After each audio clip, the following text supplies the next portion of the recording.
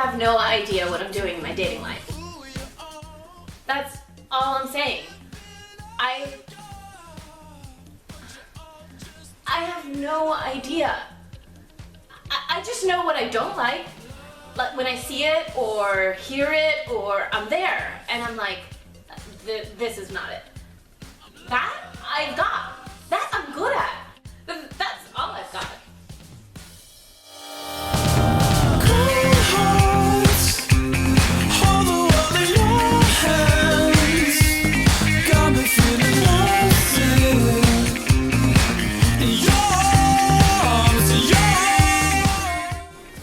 I think my romance life started with such hope and confidence and gumption, and then it just went to shit.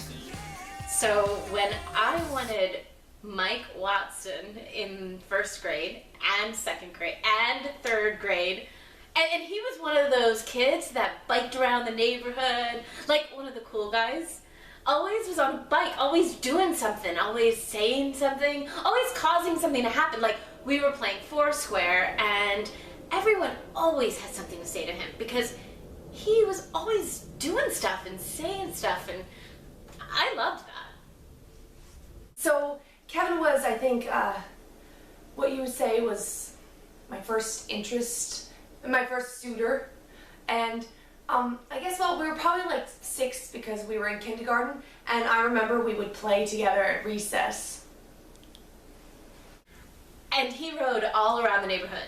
And when I learned how to ride, oh my God, I was so excited. So we raced all around the neighborhood, the girls, me and the girls that is, just pretending to be hanging out and not paying attention to the guys. And really, there was this whole gang of guys riding bikes behind us.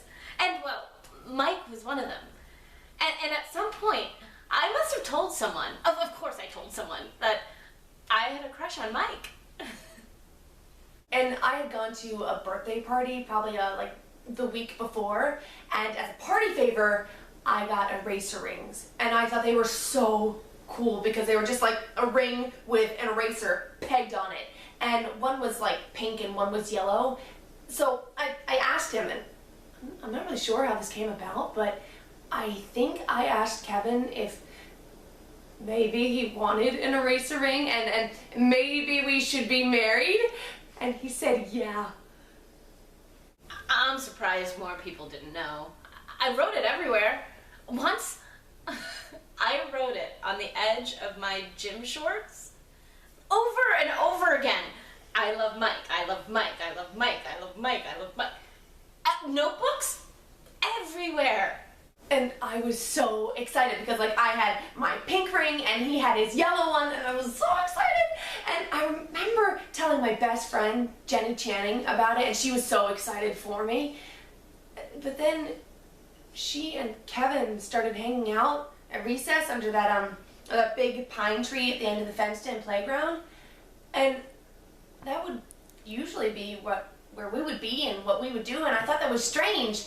And I remember being so confused because Kevin was my husband.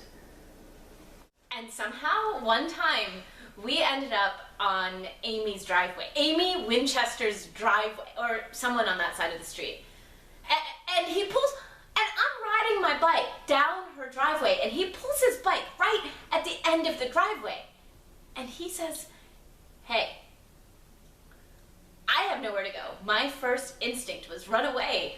And I couldn't. He was standing there with his bike blocking any place I could go, except back up the driveway on a very inclined driveway. So I'm stuck.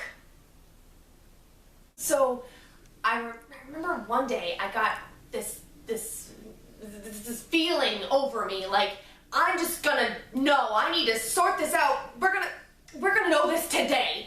And so I went over, and they were sitting under the big pine tree, and Kevin was in the middle, Jenny was on his right, and I was on his left. And I remember being like, you should put your head in the lap of the girl you want to be with. And then there was this moment. I had hope that it was going to be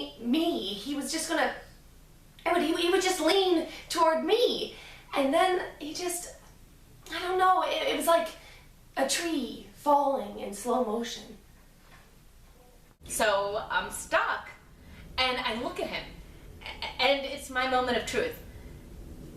And he says, I heard you liked me, do you?